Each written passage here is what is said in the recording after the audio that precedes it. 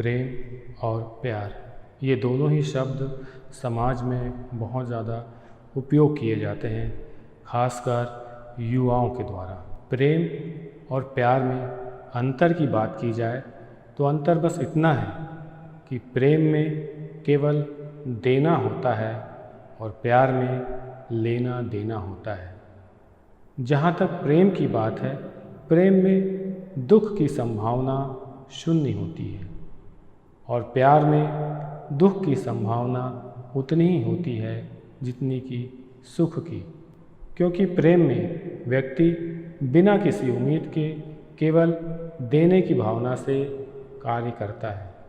वहीं प्यार में जब तक देने के साथ लेना ना हो तब तक व्यक्ति उस रिश्ते को निभा नहीं पाता, और यदि देने के साथ कुछ ना मिले तो फिर दुख होना आवश्यक हो जाता है। प्रेम में त्याग है और प्यार में उम्मीदें हैं, तो फिर हमें प्रेम करना चाहिए या प्यार? प्रेम दरअसल प्यार की बहुत ऊंची स्थिति है। व्यक्ति प्यार से शुरू करके प्रेम तक पहुंच सकता है, और ये भी हो सकता है कि कोई प्रेम से शुरू करे और प्यार में आकर ख़त्म करे। प्रेम की कोई सीमा नहीं है। प्रेम पूरे संसार से किया जा सकता है, जीव से किया जा सकता है, निर्जीव से किया जा सकता है, मगर प्यार ज़्यादातर किसी खास व्यक्ति से, किसी खास वस्तु से होता है, क्योंकि वह वस्तु या व्यक्ति उन उम्मीदों को पूरा करता है जो कोई और नहीं कर सकता। जब तक उम्मीदें पूरी होती हैं तब तक वह प्यार जिंदा रहता है, और जब उम्मीदें पूरी होना बंद हो जाती हैं वह प्यार भी दम तोड़ देता है। मगर प्यार की जगह यदि प्रेम हो तो उम्मीदें पूरी हों ना हो इससे कोई फर्क नहीं पड़ता। वह व्यक्ति सामने वाले व्यक्ति के लिए उसी तरह अपने अच्छे कार्य, अपनी अच्छी भावनाएं प्रेषित करता रहता है। जिस व्यक्ति में उदारता और दानशीलता अधिक होती है वह अधिक प्रेमी होता है। उसमें दूसरों से पाने की उम्मीदें कम होती हैं।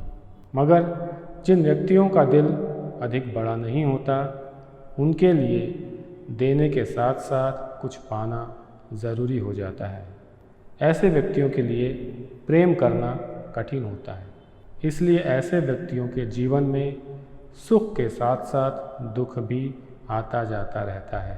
मगर जो प्रेमी व्यक्ति होते हैं उनके जीवन में केवल आनंद होता है। वह आनंद जो उन्हें दूसरों को खुशियाँ देने से आता है। भारत की संस्कृति में प्रेम का बड़ा महत्व है। भगवान श्री कृष्ण ने भगवद गीता में यही संदेश दिया है। उन्होंने मनुष्य को स्थित प्रज्ञ होने की बात कही है। स्थित प्रज्ञ का अर्थ है ना सुख में अधिक प्रसन्न होना और ना दुख में अधिक विचलित होना। स्थित प्रज्ञ व्यक्ति प्रेम को आसानी से कर सकता है, क्योंकि उसके पास ज़्यादा कुछ खोने और पाने की लालसा नहीं होती। उसके लिए सुख और दुख दोनों समान होते हैं। इसलिए बिना किसी उम्मीद के वह संसार को सुख देता रहता है, खुशियाँ देता रहता है। उसके बदले यदि उसे कुछ मिल जाता है तो भी ठीक है, और नहीं मिलता तो भी वह उसके जीवन में दुख का कारण नहीं बनता। जीवन का प्रथम लक्ष्य प्रेम करना ही है, मगर उसे प्यार समझने की गलती नहीं करनी चाहिए। इसलिए अच्छा यही है कि शुरुआत भले ही प्यार से हो, मगर उसमें लेने की भावनाओं को कम करते हुए देने की भावनाओं को बढ़ाना चाहिए। सुख और दुख के सागर से उबरने का यही एक रास्ता है। यही वह मोक्ष है जिसकी प्राप्ति को जीवन का परम लक्ष्य बताया गया है। जब मानव अपनी आत्मा को, अपने मन को ईश्वर से जोड़ने का प्रयास करता है, तब वह प्रेमी होने लगता है।